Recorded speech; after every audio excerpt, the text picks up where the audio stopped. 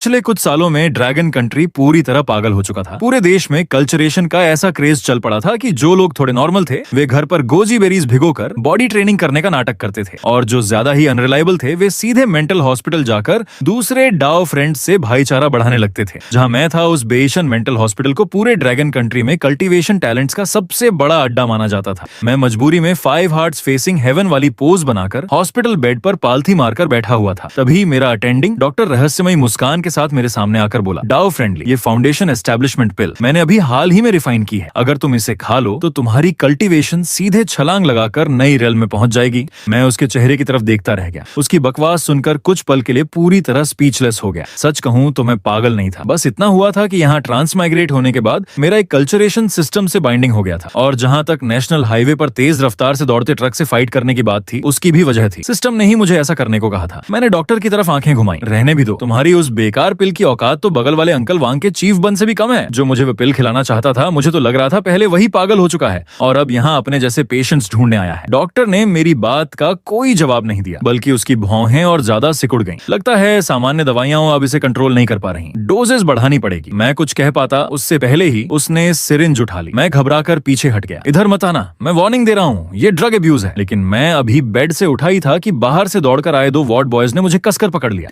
अगले ही पल सिरिंज सीधे मेरे हिप में घुस गई। कुछ ही सेकंड में मेरा पूरा शरीर बिना हड्डियों के जेली की तरह ढीला पड़ गया। आधे घंटे बाद डॉक्टर मुझे रस्सियों से डंपलिंग की तरह बांधकर बेड पर छोड़ चुका था, और मैं लेटा हुआ अपनी लाइफ के बारे में सोच रहा था। 6 महीने पहले जब मेरा सिस्टम एक्टिवेट हुआ और मैं इस दुनिया में ट्रांसमाइग्रेट हुआ, तब लॉजिक के हिसाब से मुझे कल्चरेशन पाथ पर चलना चाहिए था और आखिरकार इमॉर्टैलिटी हासिल करनी चाहिए थी। लेकिन ओरिजिनल ओनर की मेमोरीज पूरी तरह अब्सॉर्ब करने के बाद मेरे दिमाग में सिर्फ एक ही ख्याल आया, ये मुझे आखिर कहाँ फेंक दिया गया है। क्योंकि ये कोई कल्टीवेशन वर्ल्ड नहीं था, ये एक मॉडर्न पैरेलल वर्ल्ड था, जहाँ रूल हॉरर इंस्टेंसेस उतर चुकी थी। हर कंट्री से रैंडम एक बदनसीब इंसान चुना जाता था, जिसे इंस्टेंस में भेजा जाता। जीत गया तो रिवॉर्ड मिलता, हार गया तो मौत तय थी, और पूरा चैलेंज पूरी दुनिया के सामने लाइव ब्रॉडकास्ट होता था। लेकिन ये सब उतना इंपॉर्टेंट नहीं था। सबसे जरूरी सवाल था, क्या इस दुनिया में कल्टीवेशन की जा सकती है? इसी सवाल के साथ मैंने तुरंत सिस्टम से पूछा। सिस्टम भी बड़ा रिलायबल निकला। बस कुछ दिन चुप रहने के बाद उसने रिप्लाई दिया। मतलब साफ था, कल्टीवेशन हो सकती है, बस इंटरव्यू का इंतजार करो। लेकिन जिसने भी कल्टीवेशन की हो वह जानता है कि किसी इमॉर्टल सेक्ट का डिसाइपल बनना बिल्कुल आसान नहीं होता। आखिरकार मैं मेंटल हॉस्पिटल में फर्नेस कॉल्ड्रन बनने के बाद अनगिनत टॉर्चर झेलने के पश्चात आखिर वह नोटिफिकेशन सुन पाया। डिंग,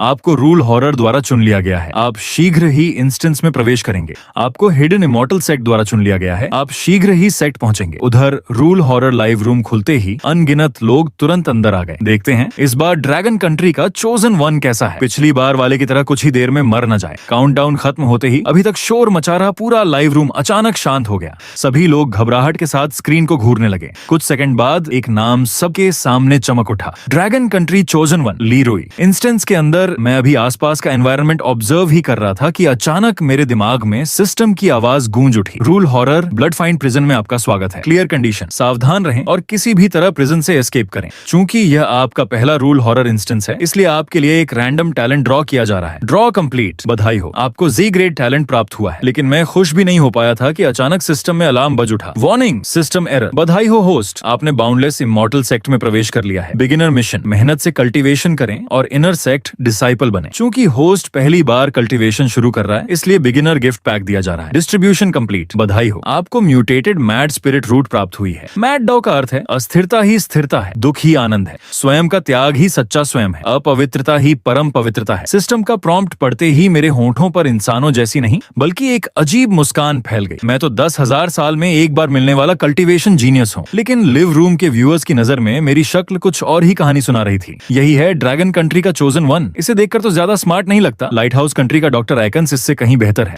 आखिर उसके पास एस ग्रेड रीजनिंग टैलेंट है। जल्दी देखो, रूल्स आ गए। Blood find prison, inmate rulers. Rule 1, prison के अंदर तुम्हारा कोई नेम नहीं है, सिर्फ नंबर है। रूल 2, हर सेल में 2 प्रिजनर्स होंगे। अगर संख्या अलग मिले तो तुरंत प्रिजन गार्ड को रिपोर्ट करो। रूल 3, तुम्हारा सेलमेट भरोसे के लायक है। रूल 4, हर रात ठीक 9 बजे लाइट्स ऑफ होंगी। अगर 9 बजे के बाद भी सेल की लाइट बंद न हो तो तुरंत अपने सेलमेट को मारना शुरू कर दो, और तब तक मारते रहो जब तक लाइट बंद न हो जाए। रूल 5, लाइट्स ऑफ होने के बाद कम से कम 1 घंटे तक तुरंत सोने का नाटक करना होगा। इस दौरान आंखें खोलना सख्त मना है। रूल 6, ज्यादातर समय कॉरिडोर खतरनाक होता है और सेल सुरक्षित होती है, खासकर रात में। रूल 7, प्रिजन गार्ड्स ईमानदार और आदेश मानने वाले प्रिजनर्स को पसंद करते हैं, इसलिए किसी भी परिस्थिति में उनसे झूठ मत बोलो और उनके ऑर्डर्स का उल्लंघन मत करो। रूल 8, हमेशा याद रखो कि प्रिजन गार्ड्स की यूनिफॉर्म ग्रे होती है जबकि प्रिजनर्स की यूनिफॉर्म ब्लू होती है। अगर किसी को किसी और रंग के कपड़ों में देखो तो उसे पूरी तरह इग्नोर करो और तुरंत दीवार की तरफ मुंह करके खड़े हो जाओ जब तक वह चला ना जाए। रूल 9, प्रिजन ब्रॉडकास्ट से आने वाले हर ऑर्डर का बिना किसी शर्त पालन करना होगा। लाइट हाउस कंट्री के डॉक्टर एकेंस का चेहरा गंभीर हो गया। ऐसा पहली बार हुआ है कि रूल्स शुरुआत में ही चोजन वंस के सामने रख दिए गए हैं। इस इंस्टेंस की डिफिकल्टी शायद बहुत ज्यादा होगी। क्लियर कंडीशन तो साफ है, प्रिजन से एस्केप करना, लेकिन कैसे ये अभी किसी को नहीं पता। उधर मैं उन रूल्स पर जरा भी ध्यान नहीं दे रहा था। मैंने सिर उठाकर अपने अपर बंक पर लेटे एक प्रिजनर की तरफ देखा और बिल्कुल अपनापन दिखाते हुए उसके कंधे पर हाथ रख दिया। दाओ फ्रेंड, नमस्ते। आवाज सुनकर अपर बंक वाला प्रिजनर मुड़ा। उसका चेहरा बेहद अजीब था। मैं कुछ पल के लिए ठिठक गया। आपका चेहरा कितना यूनिक है, और जब हमें एक ही केव ड्वेलिंग मिली है तो आप भी निश्चित ही असाधारण प्रतिभा वाले होंगे। क्या मैं आपका सम्मानित नाम जान सकता हूँ? उस प्रिजनर की आंखें अचानक ठंडी हो गईं। मैं 513 हूँ। तुम्हारा नाम क्या है? मैंने दोनों हाथ जोड़कर उसे प्रणाम किया। मेरा नाम ली रुई है। जैसे ही मेरे मुंह से नेम निकला, 513 के चेहरे पर एक डरावनी मुस्कान फैल गई। अगले ही पल एक अजीब रहस्यमयी एनर्जी सीधे मेरे हार्ट की तरफ झपटी, लेकिन जैसे ही वह एनर्जी मेरी स्किन से टकराई, वह अचानक बिजली लगने की तरह जोर से तड़प उठी। 513 के अजीब चेहरे पर भी कुछ पल के लिए डर साफ दिखाई दिया। उसी समय सिस्टम की आवाज फिर गूंजी। आपके सीनियर ब्रदर ने आपकी असाधारण टैलेंट देखकर आपको स्पिरिचुअल की का एक अंश प्रदान किया है। इसी स्पिरिचुअल ची की मदद से आपने मॉर्टल और इमॉर्टल के बीच की अंतिम बेड़ी तोड़ दी है। आप सफलतापूर्वक ची रिफाइनिंग रेल में प्रवेश कर चुके हैं। करंट रियलम ची रिफाइनिंग सेकंड लेयर। तुरंत मुझे महसूस हुआ कि गर्माहट की एक धारा मेरे शरीर में प्रवेश कर रही है। आखिरकार वह डेंटियन में जाकर इकट्ठी हो गई। उस पल पूरे शरीर में ऐसी पारदर्शी और हल्की अनुभूति फैल गई कि मैं अनजाने में कांप उठा। इतनी आसानी से मैं की रिफाइनिंग सेकंड लेयर में पहुंच गया। मेरी लक इतनी ओवरपावर्ड है। सेक्ट में आते ही सीनियर ब्रदर ने मुझे सीधे पावर ट्रांसफर कर दी। मैंने तुरंत 513 की तरफ झुककर सम्मान पूर्वक प्रणाम किया। सीनियर ब्रदर, इस कृपा के लिए बहुत बहुत थैंक्स। मैं इस एहसान को हमेशा याद रखूंगा। भविष्य में मौका मिला तो इसका बदला जरूर चुकाऊंगा। उधर ड्रैगन कंट्री लाइव रूम के व्यूअर्स अब पूरी तरह बेचैन हो चुके थे। पहली रूल में साफ लिखा था कि प्रिजन में किसी का नेम नहीं होगा, सिर्फ नंबर होगा। उसने तो सीधे अपना नेम बता दिया। ये तो सुसाइड है। इसी बीच दूसरे देशों के लाइव रूम्स में छिपे स्पाइस खुशी से उछल पड़े। उन्होंने देखा कि ली रुई पहली रूल तोड़ने के बाद भी बिल्कुल सुरक्षित था। उन्होंने तुरंत मान लिया कि पहली रूल फेक है। यह इन्फॉर्मेशन उन्होंने तुरंत अपने देश के संबंधित department सकूरा country rule horror headquarters को भेज दी। बहुत बढ़िया। अब रिमाइंडर अपॉर्चुनिटी इस्तेमाल करने का समय आ गया है। अपने चोजन वन को तुरंत बता दो, ड्रैगन कंट्री हमारे लिए रास्ता साफ कर रहा है। इस बार हमारा ग्रेट साकुरा एम्पायर फिर से जीत हासिल करेगा। देश से रिमाइंडर मिलते ही साकुरा कंट्री का चोजन वन साकागाओ मारुतो तुरंत अपने अपर बंक वाले सेलमेट पर चिल्लाया,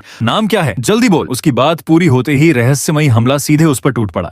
मौत के ठीक पहले उसका A grade life saving talent activate हो गया। घुटनों के बल बैठकर माफी मांगने से एक फेटल अटैक माफ हो सकता था। साकागाओ मारुतो तुरंत घुटनों के बल बैठ गया और पागलों की तरह सिर पटकते हुए चिल्लाने लगा, सुमिमासेन। ये सीन देखते ही साकुरा कंट्री के व्यूअर्स समझ गए कि उनके साथ चाल चली गई है। वे गुस्से में ड्रैगन कंट्री के लाइव रूम में घुसकर गालियां देने लगे। बाका, धोखेबाज ड्रैगन कंट्री वालों, तुम लोग जल्दी ही खत्म हो जाओगे। हालांकि ड्रैगन कंट्री के व्यूअर्स को यह देखकर सुकून मिला, लेकिन उनके मन में एक सवाल अभी भी था, अगर पहली रूल सच थी तो ली रुई आखिर बचा कैसे? इसी समय ड्रैगन कंट्री के स्टाफ ने मेरे मेडिकल रिकॉर्ड्स देख लिए। डायग्नोसिस सीवियर स्किज़ोफ्रेनिया, रोज खुद को कल्चरेटर समझने का भ्रम। ये देखकर सभी स्टाफ का सिर दर्द से फटने लगा। आखिर रूल हॉरर पूरे ड्रैगन कंट्री की नेशनल फॉर्च्यून से जुड़ा हुआ था। लेकिन जब चोजन वन ऐसा मेंटल पेशेंट हो जो रूल्स पढ़ता ही ना हो, तो वे सचमुच पूरी तरह बेबस थे। उधर सभी देशों के चोजन वंस को इंस्टेंस में आए लगभग 1 घंटा बीत चुका था। हर कोई सेल में बैठा अपनी किस्मत को कोस रहा था। तभी अचानक पूरे प्रिजन में ब्रॉडकास्ट गूंज उठा, सभी प्रिजनर्स तुरंत अपनी सेल से बाहर निकलें। प्रिजन गार्ड्स के नेतृत्व में व्यवस्थित रूप से कैफेटेरिया जाकर मील करें। सेक्ट ने खास तौर पर नए डिसाइपल्स के लिए स्वादिष्ट भोजन तैयार किया है। कृपया एनफोर्समेंट डिसाइपल्स के नेतृत्व में व्यवस्थित रूप से डाइनिंग हॉल जाकर मील करें। 513 नंबर प्रिजनर ने ब्रॉडकास्ट सुनते ही राहत की सांस ली और भागता हुआ बाहर निकल गया। बहुत बढ़िया,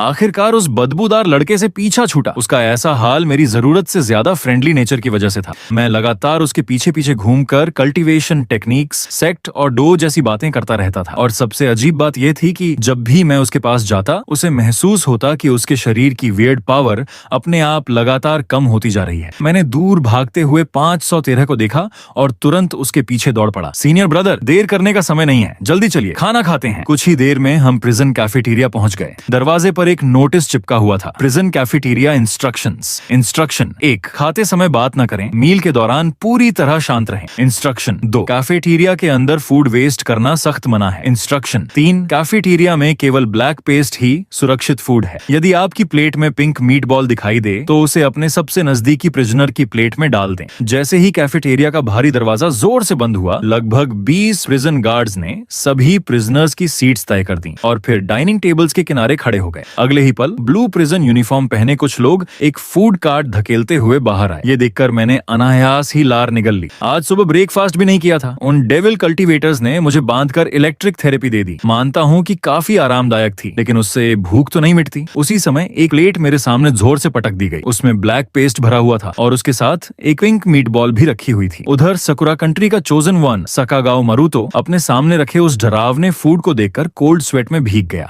उसने अपना इकलौता लाइफ सेविंग चांस पहले ही खो दिया था। अब उसके पास कोई ट्रम्प कार्ड नहीं बची थी। गलती की जरा भी गुंजाइश नहीं थी। अब आखिर खेलूं कैसे? तभी प्रिजन ब्रॉडकास्ट फिर गूंज उठा। सभी प्रिजनर्स तुरंत मील शुरू करें। Time limit 10 minute. उसी समय साकुरा कंट्री रूल हॉरर हेडक्वार्टर्स में भी अफरा तफरी मच गई। जल्दी ड्रैगन कंट्री का लाइव रूम खोलो। लेकिन इतना कहते ही वहाँ का चीफ कमांडर अचानक चुप हो गया। उसे पिछली बार वाला धोखा याद आ गया। उसका चेहरा काला पड़ गया। उसने गहरी सांस लेकर कहा, ड्रैगन कंट्री नहीं, दूसरे देशों के लाइव रूम्स में जाओ। हर हाल में 5 मिनट के अंदर पर्याप्त इंटेलिजेंस लेकर आओ, वरना तुम सब से पुखू कर लेना। ऑर्डर मिलते ही उनके एजेंट्स तुरंत अलग अलग लाइव रूम्स में घुस गए, लेकिन एक के बाद एक स्क्रीन्स काली पड़ने लगी। India country chosen one eliminated, weird horror will descend. Maple leaf country chosen one eliminated, weird horror will descend. कुछ ही पलों में एलिमिनेशन मैसेजेस की बाढ़ आ गई। मरने वाले चोजन वंस की संख्या आधे से भी ज्यादा हो चुकी थी और ये आंकड़ा लगातार बढ़ रहा था। उधर मैंने अपनी प्लेट की तरफ देखा, फिर बिना कुछ सोचे पूरा ब्लैक पेस्ट उठाकर 513 नंबर प्रिजनर की प्लेट में उड़ेल दिया। सीनियर ब्रदर, ये देखकर ही पता चल रहा है कि यह जबरदस्त टॉनिक है, आपके लिए बिल्कुल परफेक्ट रहेगा। इतना कहकर मैंने प्लेट में बचा हुआ पिंक मीट बॉल सीधे मुंह में डाल लिया। लाइव रूम की कमेंट्स फट पड़ी। इस ली रुई के दिमाग में आखिर चल क्या रहा है? क्या एक बार रूल्स पढ़ नहीं सकता? रुको, कुछ गड़बड़ है। देखो, मीट बॉल खाने के बाद भी इसे कुछ नहीं हुआ। इंस्टेंस के अंदर मैं अभी भी पिंक मीट बॉल का स्वाद महसूस कर रहा था, लेकिन कुछ ही सेकंड बाद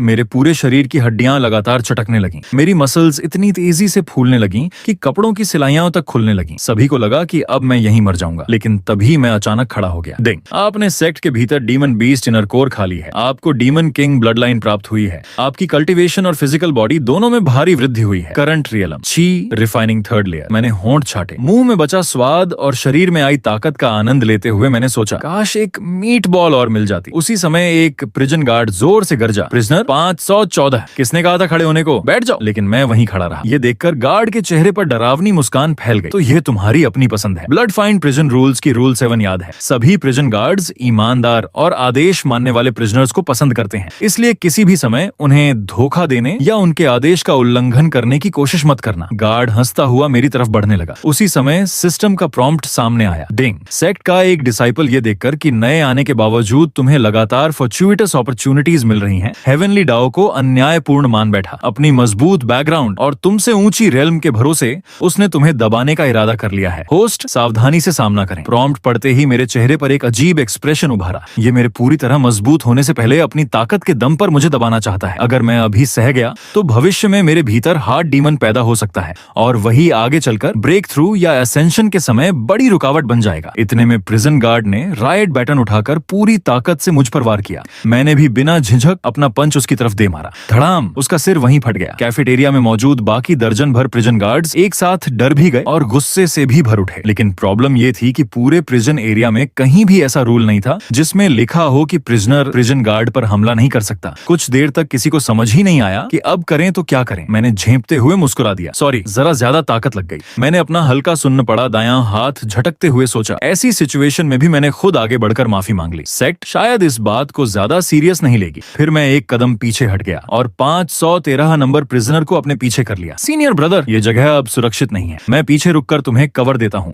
आप जल्दी निकल जाइए। तभी पूरे प्रिजन में ब्रॉडकास्ट गूंज उठा। प्रिजनर 514 ने हिंसक तरीके से प्रिजन गार्ड की हत्या की है। उसे तुरंत सॉलिटरी कन्फाइनमेंट में भेजा जाए। उसी समय मेरे सामने फिर सिस्टम प्रॉम्प्ट आया। डिंग! आपसे गलती से सेक्ट का एक एनफोर्समेंट डिसिप्लिन मारा गया है। मास्टर ने आदेश दिया है कि आप तुरंत रिफ्लेक्शन क्लिफ जाकर अपने कर्मों पर मनन करें। उधर प्रिजन की बेसमेंट फ्लोर में एक प्रिजन गार्ड ने सकागाओ मारुतो को लात मारकर सॉलिटरी कन्फाइनमेंट में धकेल दिया। उसकी मेंटल स्टेट पूरी तरह टूट चुकी थी। उसे दूसरी बार भी धोखा दिया गया था। बाकी देशों के चोजन वंस ने डॉक्टर एकन्स की स्ट्रेटेजी कॉपी की और एक एक करके बॉडी एक्सप्लोजन से मर गए। मजबूरी में साकुरा कंट्री ने फिर ड्रैगन कंट्री का लाइव रूम खोला, लेकिन इस बार भी उन्होंने सकागाओ मारुतो को गलत इन्फॉर्मेशन भेज दी और आखिरकार वह भी सॉलिटरी कन्फाइनमेंट में पहुंच गया। कुछ देर तक बड़बड़ाकर गालियां देने के बाद उसने आसपास का एनवायरनमेंट देखना शुरू किया। उसकी नजर नजर आयरन डोर पर टंगे एक मिरर पर पड़ी। मिरर पर खून से कुछ रूल्स लिखे हुए थे। रूल 1, याद रखें, सॉलिटरी कन्फाइनमेंट के अंदर कोई मिरर नहीं होता। यदि मिरर दिखाई दे तो तुरंत उसे तोड़ दें। रूल 2, यदि दीवारों से ब्लड बहना शुरू हो जाए तो तुरंत सॉलिटरी कन्फाइनमेंट के साउथ ईस्ट कॉर्नर में जाकर उल्टा खड़े हो जाएं और जोर से अपना प्रिजनर नंबर बोलें। रूल 3, सॉलिटरी कन्फाइनमेंट के अंदर आंखें बंद करना सख्त मना है।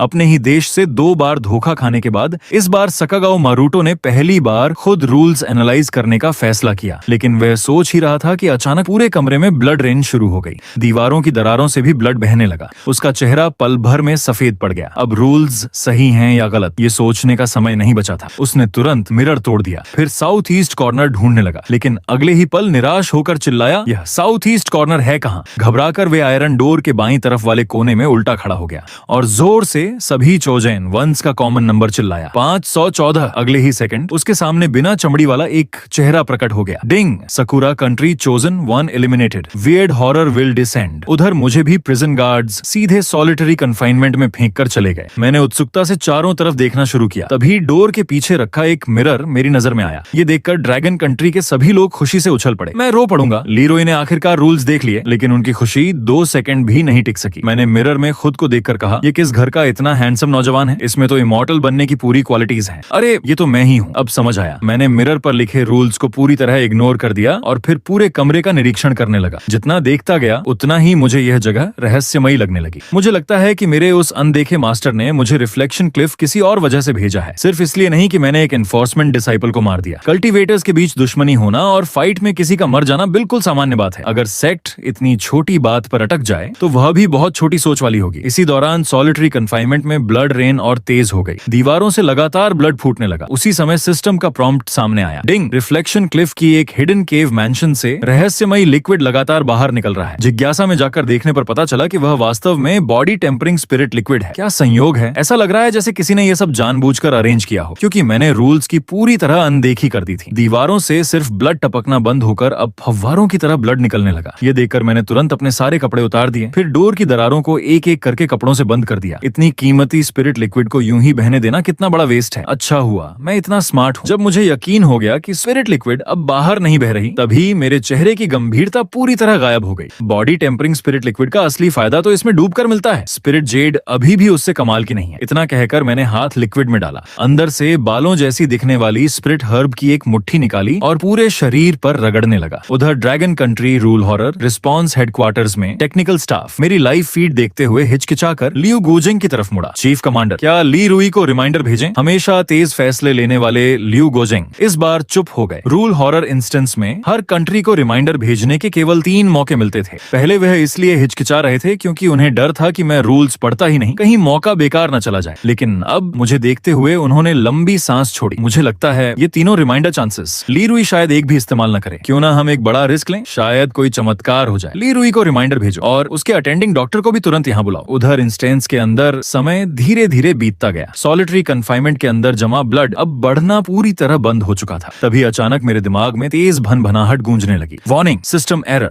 अगले ही पल मेरी आंखों के सामने ढेर सारी गार्बल्ड कोड्स दिखाई देने लगी। मैं अभी हैरान ही था कि सिस्टम की आवाज फिर सुनाई दी। डिंग, विशेष बॉडी टेम्परिंग स्पिरिट लिक्विड ने आपकी स्किन, मसल्स और बोन्स को पूरी तरह पोषित किया है। उसमें मौजूद स्पिरिचुअल ची ने आपके डेंटियन को भी भर दिया है, जिससे आपकी कल्टीवेशन में भारी वृद्धि हुई है। हालांकि इस स्पिरिट लिक्विड में मौजूद स्पिरिचुअल पावर अत्यंत विशाल है, इसलिए आप अभी तक उसे पूरी तरह रिफाइन नहीं कर पाए हैं। करंट रियलम, ची रिफाइनिंग 5th लेयर। मैंने तुरंत आंखें खोल दी। तो यही मास्टर का असली उद्देश्य था। उन्होंने मुझे रिफ्लेक्शन क्लिफ सिर्फ सजा देने के लिए नहीं भेजा था। उन्होंने पहले ही मेरी टैलेंट पहचान ली थी और मेरे लिए खास कल्चरेशन प्लान तैयार किया था। अभी जो स्पिरिट लिक्विड से बॉडी टेम्परिंग हुई वह तो साफ दिख ही रही है, और कैफेटेरिया में मिली डीमन बीस्ट इनर कोर भी निश्चित ही मास्टर ने पहले से अरेंज करवाई होगी। मास्टर ने मेरे लिए इतनी मेहनत की है तो मैं कैसे आलस कर सकता हूँ। मैंने मन ही मन प्रण लिया, मुझे और मेहनत से कल्चरेशन करनी होगी। जल्दी से जल्दी इनर सेक्ट डिसाइपल बनना ही होगा। ये सोचकर मैं सॉलिटरी कन्फाइनमेंट के दरवाजे के पास रखे अपने कपड़े उठाकर पहनने लगा। लेकिन जैसे ही मैंने पैंट्स ऊपर खींची, मुझे कुछ अजीब दिखाई दिया। मिरर में मेरी परछाई एक पल के लिए चमकी और फिर गायब हो गई। जिज्ञासा में मैं पास गया और ध्यान से देखने लगा। तभी मिरर अपने आप छटक कर टूट गया। उसी समय आयरन डोर जोर से खुल गया। इतनी अजीब घटना देखकर भी मैंने ज्यादा ध्यान नहीं दिया और सीधे सॉलिटरी कन्फाइनमेंट से बाहर निकल आया। मेरे बाहर निकलते ही कमरे के अंदर मौजूद वियर्ड हॉरर ने भी राहत की लंबी सांस छोड़ी। रात हो चुकी थी। 513 नंबर प्रिजनर मुस्कुराया। जब से वह बदबूदार लड़का बाहर गया है, कितनी शांति हो गई है। रात के ठीक 9 बज चुके थे। सेल की लाइट्स समय पर बंद बंद हो गई। पूरा प्रिजन पल भर में मौत जैसी खामोशी में डूब गया। 513 आंखें बंद करके आराम करने ही वाला था कि नीचे वाले बेड से आवाज आई, सेकंड सीनियर ब्रदर। 513 का पूरा शरीर अनायास कांप उठा। वो मॉन्स्टर सेलमेट वापस आ गया। क्या सॉलिटरी कन्फाइनमेंट में दो बेहद डरावने बूढ़े मॉन्स्टर्स नहीं थे? उधर लाइट हाउस कंट्री के डॉक्टर एकेंस अपने नीचे वाले बेड पर करवट लेकर लेटे थे। वह अपने देश से मिले रिमाइंडर को ध्यान से याद कर रहे थे। उसमें अब तक सभी देशों के चोजन वंश की स्थिति बताई गई थी। उसी आधार पर उन्होंने एक साहसिक निष्कर्ष निकाला, हर सेल में एक 513 नंबर प्रिजनर मौजूद है, तो संभव है कि यही 513 इस पूरे इंस्टेंस को क्लियर करने की हो, और वह भी प्रिजनर है, मतलब उसे भी प्रिजन रूल्स मानने पड़ते होंगे। अब तक जिन चोजन वंश पर हमला हुआ या जो मारे गए, उन्होंने रूल 3 तोड़ी थी। तुम्हारा सेलमेट भरोसे के लायक है, लेकिन मैंने अपने सेलमेट पर भरोसा किया। इसी वजह से मैं एक वेड अटैक झेलकर भी बच गया। इसी समय सेल का डोर अचानक खुल गया। डॉक्टर एकेंस ने साफ महसूस किया कि कोई चीज रेंगते हुए अंदर आई है। उन्होंने तुरंत मन ही मन एक्सोर्सिज्म स्पेल दोहराना शुरू कर दिया, हे होली लाइट, इविल को दूर करो। कुछ देर बाद सेल फिर शांत हो गई, लेकिन उन्होंने हिम्मत नहीं छोड़ी, क्योंकि उनकी पीठ के पीछे से लगातार सड़ी हुई बदबू और ठंडी हवा महसूस हो रही थी। उधर मेरी सेल में भी लगभग यही हाल था, लेकिन मेरा सीन उससे भी ज्यादा धमाकेदार था। रूल 5 में साफ लिखा था कि लाइट्स ऑफ के बाद कम से कम 1 घंटे तक सोने का नाटक करना है, लेकिन मैं बेड पर पॉलिथी मारकर मेडिटेशन कर रहा था। इतना ही नहीं, मैंने अपने माथे पर एक A4 पेपर भी चिपका रखा था। पेपर के दूसरी तरफ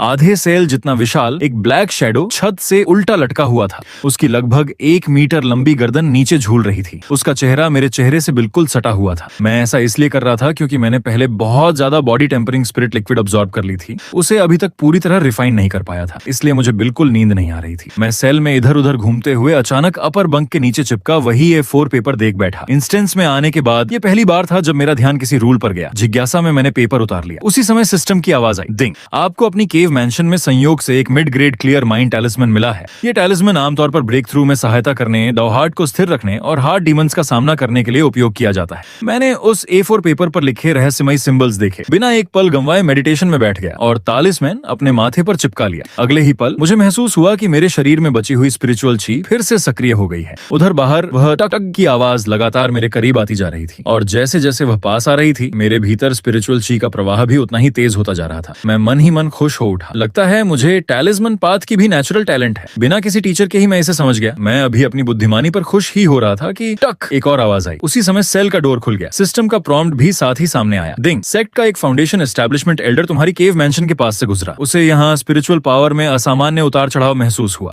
डिवाइन सेंस से जांच करने पर उसने पाया कि तुम शायद ब्रेक थ्रू के बेहद महत्वपूर्ण चरण में हो, इसलिए उसने तुम्हें बिना डिस्टर्ब किए तुम्हारी सहायता करने के लिए एक विशेष कंसीलमेंट टेक्निक इस्तेमाल की। आधा घंटे से भी ज्यादा समय बीत चुका था। इस दौरान इंस्पेक्शन करने आया प्रिजन गार्ड कैप्टन मेरे माथे से वह A4 पेपर हटाने के लिए हर तरीका आजमा चुका था, लेकिन वह उसे हटा नहीं पाया। उल्टा जितनी बार उसने वियर्ड पावर से मेरी इमोशंस को प्रभावित करने की कोशिश की, उतनी ही बार वह खुद कमजोर होता चला गया। आखिरकार उसने मुझे नफरत भरी नजर से घूरा और पीछे हटकर चला गया। मैंने भी अपनी कल्टीवेशन पूरी की, फिर हवा की तरफ हाथ जोड़कर सम्मान पूर्वक झुका। बहुत बहुत थैंक्स एल्डर। मेरी बात खत्म होते ही प्रिजन गार्ड कैप्टन की गर्दन पर उगा हुआ विशाल मांस का गोला अचानक घूम गया। वह गुस्से में अपना बदला लेने ही वाला था, लेकिन वहीं रुक गया, क्योंकि मैं ज्यादा थक जाने की वजह से गहरी नींद में जा चुका था। उसने आगे हमला न करने का फैसला किया। आखिर लाइट्स ऑफ हुए लगभग 1 घंटा पूरा होने वाला था। ब्लड फील्ड प्रिजन में हर किसी को रूल्स मानने पड़ते थे, उसमें वह खुद भी शामिल था। उधर ड्रैगन कंट्री लाइव रूम में व्यूअर्स हंसी से लौटपोट हो रहे थे। मैं हंस हंस कर मर जाऊंगा। ये प्रिजन गार्ड कैप्टन तो गुस्से से फट जाएगा। ली रुई की यह रिलैक्स्ड वाइब कमाल है। आखिर इसके दिमाग में चलता क्या रहता है। अगली सुबह अपर बंक पर लेटा 513 नंबर प्रिजनर अचानक नीचे झांकते हुए बोला, मेरे प्यारे सेलमेट, कल रात अच्छी नींद आई? उसके अजीब चेहरे के बावजूद लगभग हर चोजन वन ने एक जैसा जवाब दिया। किसी को भी उसकी यह बात असामान्य नहीं लगी, बल्कि 513 का फ्रेंडली बिहेवियर देखकर उनका कॉन्फिडेंस और बढ़ गया। आखिर अब तक जिंदा बचे लगभग सभी चोजन वंस अलग अलग तरीकों से यह जान चुके थे कि 513 कितना महत्वपूर्ण है। जब तक उसके साथ अच्छे संबंध बने रहेंगे,